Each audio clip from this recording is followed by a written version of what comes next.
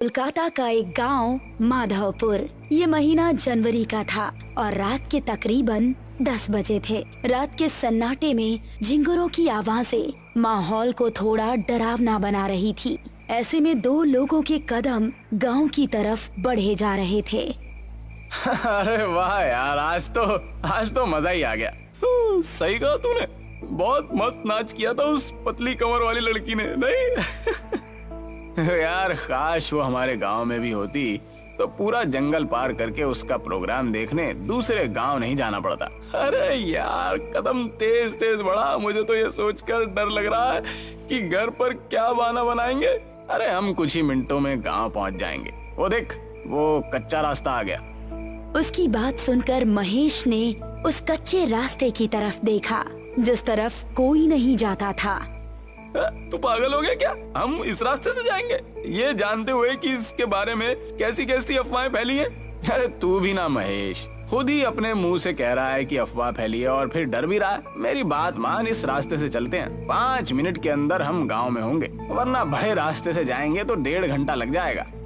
उसकी बात सुनकर महेश ने एक बार फिर से उस कच्चे रास्ते की तरफ देखा। वहाँ पर इस समय मौत का सन्नाटा छाया हुआ था। अरे चल यार, डरता क्यों है, मैं साथ हूँ ना। और उसको लेकर उस कच्चे रास्ते की तरफ बढ़ गया। दोनों अभी कुछ कदम ही चले थे कि उनको किसी के जोर जोर से सांस लेने की भयानक आवाज सुनाई दी।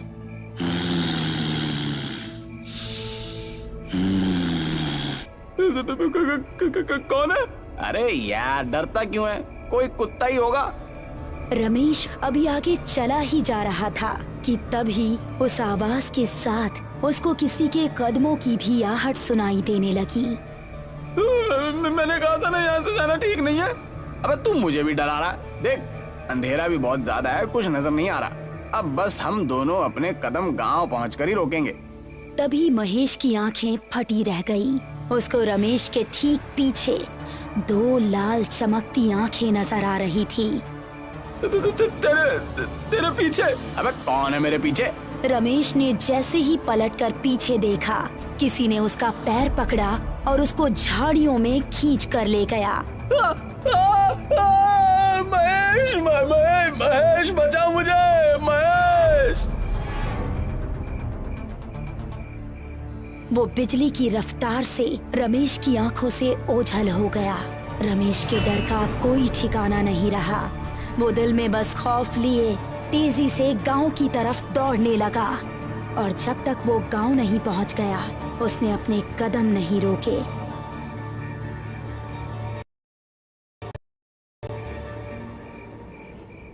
अगली सुबह जब वो गांव के कुछ आदमियों के साथ उस कच्चे रास्ते की तरफ गया तो उसको रमेश की लाश 2 टुकड़ों में जमीन पर पड़ी मिली। उसकी आंखों से आंसू बह रहे थे और इस तरह इस कच्चे रास्ते का खौफ माधवपुर में और ज्यादा बढ़ गया। इस घटना के 3 महीने बाद मोहिनी, जो कि 21 साल की एक खूबसूरत लड़की थी, अपनी विधवा माँ और छोटी बहन मेघना के साथ इस गांव में रहने के लिए आई। बेटा, हमने वो गांव छोड़कर ठीक नहीं किया। अब पता नहीं यहाँ के लोग कैसे होंगे। मम्मी, थोड़ा तो एडजस्ट करना ही पड़ेगा ना। उस घर का किराया बहुत ज्यादा था। कुछ दिन यहाँ गुजार लेंगे तो सब नॉर्मल हो जाएगा। वो तीनों अब माधवपुर के एक घर में रहने लगे। कुछ ही दिनों में उन्हें वो गांव अपना सा लगने लगा। मोहिनी उसी गांव के कुछ बड़े घरों में काम काज करके अपना घर चलाने लगी। पड़ोस में रहने वाला रोहित नाम का एक लड़का मोहिनी को दिल ही दिल में पसंद करने लगा था, लेकिन उससे बात करने में थोड़ा हिचकिचा रहा था। एक शाम जब मोहिनी अपना काम खत्म करके घर पहुंची तो उसको घर में मेघना कहीं नजर नहीं आई और माँ काफी परेशान दिख रही थी। माँ, मेघना कहाँ है? वो दोपहर के वक्त टहलने निकली थी लेकिन अभी तक घर नहीं लौटी।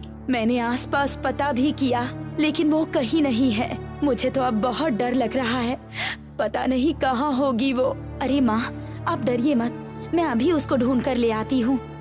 इतना कहकर मोहिनी घर से निकली और आसपास के इलाकों में देखने लगी, लेकिन उसको मेघना कहीं नजर नहीं आई।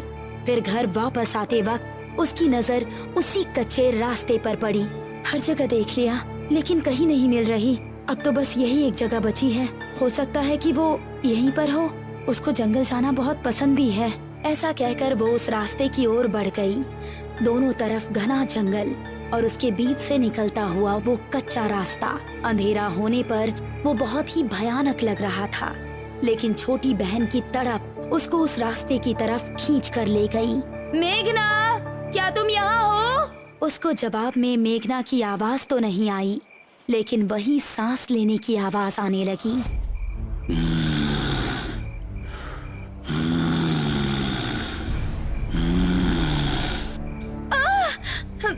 ये किस जानवर की आवाज है? मेघना प्लीज, अगर तुम यहाँ हो तो कोई जवाब दो। अब वो डरती डरती तेज तेज कदम बढ़ाने लगी। तभी उसको महसूस हुआ कि किसी ने पीछे से उसका दुपट्टा पकड़ा है। एक पल को तो उसकी सांसें रुक गई और उसने तेजी से पलटकर पीछे देखा। उसका दुपट्टा घनी झाड़ियों में फंसा हुआ था। हे भगवान, मैं तो डर ही गई थी। उसने झुककर अपना दुपट्टा निकालने की कोशिश की। झाड़ियों में काफी अंधेरा था और कुछ भी साफ नजर नहीं आ रहा था। तभी वो सांस की आवाज और भी तेज होने लगी और झाड़ियों से एक हाथ निकला जिसने उसका पैर पकड़ लिया। कौन है? छोड़ो!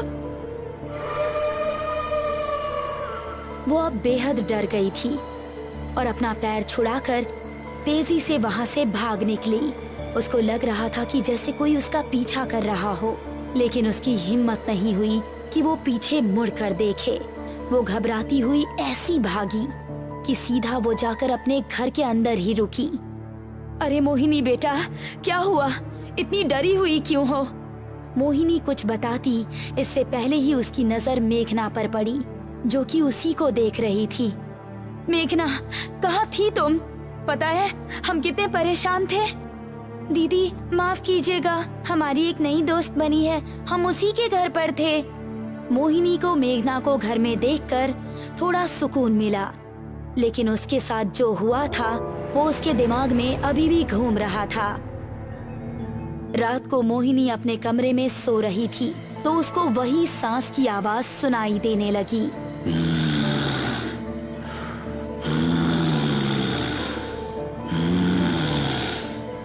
ये आवाज सुनकर वो जाग उठी और ये आवाज खिड़की की तरफ से आ रही थी। कौन है वहाँ? वो कमरे से निकली और घर के बाहर उसी मैदान में गई जो उसके कमरे की खिड़की के पीछे से दिख रहा था। कौन है? कौन हमारा नाम पुकार रहा था? मोहिनी ने गौर किया कि ये आवाज एक पेड़ के पीछे से आ रही है जिसके नीचे बहुत अंधेरा था। वो फिर भी हिम्मत करके उसकी तरफ कदम बढ़ाने लगी। जैसे ही वो उस पेड़ के पास पहुंची, किसी ने पेड़ के पीछे से निकलकर उसको कसकर गले लगा लिया। कौन है? छोड़ो हमें! अंधेरे में कुछ नजर नहीं आ रहा था, बस उन सांसों की आवाजें आ रही थी और महसूस हो रहा था कि जिसने भी उसको पकड़ा है उसका शरीर बेहद ठंडा है। बचाओ! बचाओ! उसकी चीखें सुनकर मेघना और उसकी माँ नींद से जाग गई। साथ ही पड़ोस में रहने वाला रोहित भी जाग चुका था। वो तीनों भागकर मोहिनी के पास पहुँचे तो देखा कि मोहिनी बेहोश पड़ी थी। मोहिनी, मोहिनी! रोहित ने उसको गोद में उठाया और उसको उसके कमरे में लेकर आया। क्या हो गया है मेरी बच्ची को? ये आखिर वहाँ पहुँची कैसे? माँ और मेघना दोनों बेहद डरी हुई थी।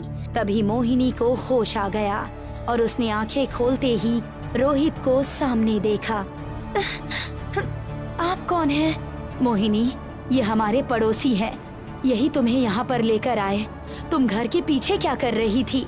मोहिनी ने अपने परिवार वालों को कुछ बताना ठीक नहीं समझा और उसने बात को टालते हुए कहा, कुछ नहीं माँ, वहाँ कोई कुत्ता बहुत देर से भौंक रहा था। उसकी आवाज हमें सोने नहीं दे रही थी, इसीलिए हम उसे वहाँ भगाने गए थे।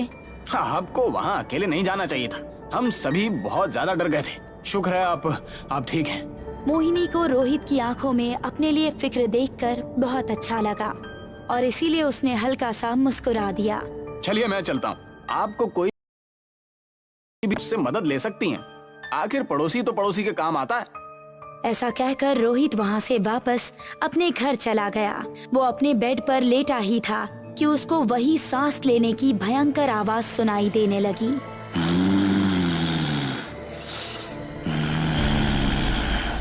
ये आवाज कैसी है? रोहित, रोहित। कौन है? रोहित अपने कमरे से निकला तो उसने सुना कि वो आवाज उसके बराबर वाले कमरे से आ रही है। वो कमरे में पहुंचा तो पाया कि वहाँ पर कोई नहीं था, लेकिन वो आवाज आ रही थी। रोहित, रोहित। कौन है? जरा इधर आकर देख, मैं कौन हूँ। आवाज एक अलमारी के अंदर से आ रही थी। अब रोहित के चेहरे पर डर दिखने लगा। उसने गौर किया कि वो आवाज अलमारी के अंदर से ही आ रही थी। तुम जो भी हो, ये मजाक बिल्कुल अच्छा नहीं है। ऐसा कहकर रोहित गुस्से में अलमारी की ओर बढ़ा। उसने जैसे ही अलमारी का दरवाजा खोला तो उसके चेहरे का गुस्सा खत्म हो गया और आंखों में खौफ उतर आया। तभी एक भयानक लाल हाथ बाहर निकला और अलमारी का दरवाजा बंद हो गया और रोहित के चीखने चिल्लाने की आवाज अलमारी से बाहर आती रही। कुछ देर चिल्लाने के बाद अचानक से रोहित की आवाज आनी बंद हो गई। तभी धड़ाम से अलमारी का दरवाजा खुला और रोहित की कटी हुई गर्दन अलमारी से बाहर आकर गिरी।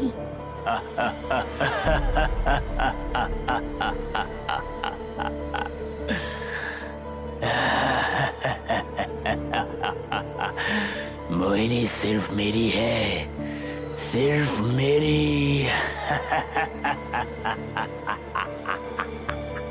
आखिर क्या है उस कच्चे रास्ते का राज? वो भयंकर सांसें किसकी है और कौन है जो लोगों की जानें ले रहा है? मोहिनी की जिंदगी में अब आगे क्या होगा? इन सभी खौफनाक रहस्यों से पर्दा उठेगा इस कहानी के अगले पार्ट में जल्द ही।